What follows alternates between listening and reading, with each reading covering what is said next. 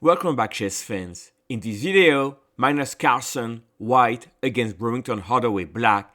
This was played in the FIDE World Rapid Championship Day 2. Carlsen had only 50%, 2.5 points out of 5 after day 1. He was eager to win against his young opponent. Hardaway is only 15 years old, just became Grandmaster, and is the second African-American Grandmaster after Maurice Ashley. So this was a very interesting game, very instructive. Knight f3, play by Magnus. So Hardaway plays knight f6, and we go into the Catalan opening. Here, Hardaway played d4, which is pretty communal. He didn't have to. He could have played simply bishop e7. That's what I would recommend. Anyway, the game goes on. But very interestingly, over here, we have a King's Indian transposition. They played a few more moves. And this is very typical of the King's Indian attack. The way I can describe that, if on day 1, Hardaway played d5, that would be the normal move order. So then, let me show you what would be a standard King's Indian attack.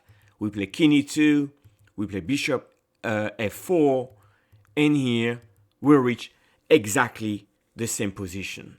So now, obviously, Magnus has a lot of experience here, and he plays h5, long castle.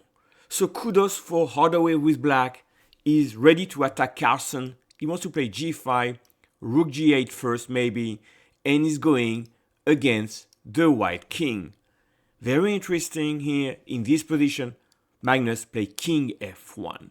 We may ask, why not castle, right? The reason is after black will play g5, we can take en passant, and this rook will target this pawn. So this is what Magnus has in mind. Rook g8 played, knight e4. Now, white wants probably to attack somehow on the b file, and is looking to attack the king. And black is looking to attack also the white king. But wait a minute, knight e4 doesn't drop e5, and this is what Hardaway played. He takes the pawn. Very quickly, Magnus exerts a pair of knights. Can you win back the knight right now? Sure, but first b4, opening the lines. Now in the game, black play h5. But what if black took another pawn? Then we take back, and now we're looking to come here and invade. And if you play a6, I play b5. And if you try to lock down the position, c5 is the move. And here, black would have to take, and we do b6, and we're going through. And if you take that pawn, then I finally take the knight with a strong attack. So this is why in this position, f5 played, and now knight c5. We're breaking through against the black king. We're also attacking the knight on e5. So exchange the bishops, check, Magnus plays f3, and now because this knight is doomed here, knight f3 is played. But here, Magnus go into the endgame, and after a few moves, which were forced, we reached this position. Now, there was a lot of exchanges and tactics, same number of pawns, but look at white, well positioned, rooks coordinated, bishop on f4 is strong, and we're gonna target all of these pawns. These are the weaknesses in the endgame, while our king is actually safer than black kings. So it doesn't even take Carlsen to convert this position. This is +3. So I think it will be a fairly easy win now. And let's see what Carlsen does. Rook e5, targeting f5. Well, if black tries to defend like that, what is the winning idea? c5. Okay? If you play a6, I do c6 check. And you have to guard the bishop on e7. And then I do check again. And over here, I do check. No matter what you take the queen with, my next move is rook e7, winning a piece and the game.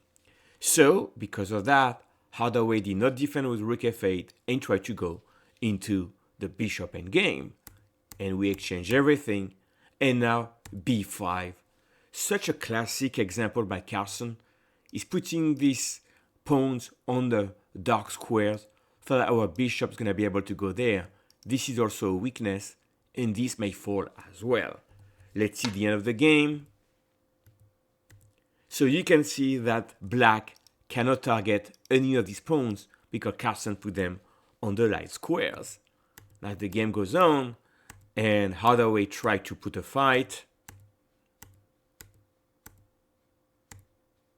taking another pawn, and here bishop f4, and finally black resign. The reason is if you go in a king's end game, you're really losing everything, and if you try to, let's say, not exchange the bishops like that, then I'm gonna take like that, and my h pawn's gonna promote first, and you're winning. And once again, if you exchange like that, I can do that. If you can try to come here, and you can try to come here, I can do that, and I can either do g4, g5 to create a pass pawn, or even faster, c5, take, b6, creating another pass pawn.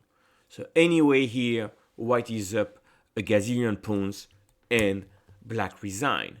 What a game, what an idea.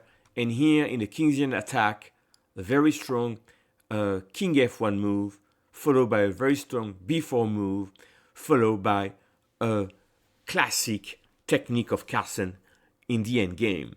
First game that was easy, but the point of making this commentary analysis is like we can learn from Magnus how to play the Kingsian attack against strong player like a GM. And I'll see you in the next one.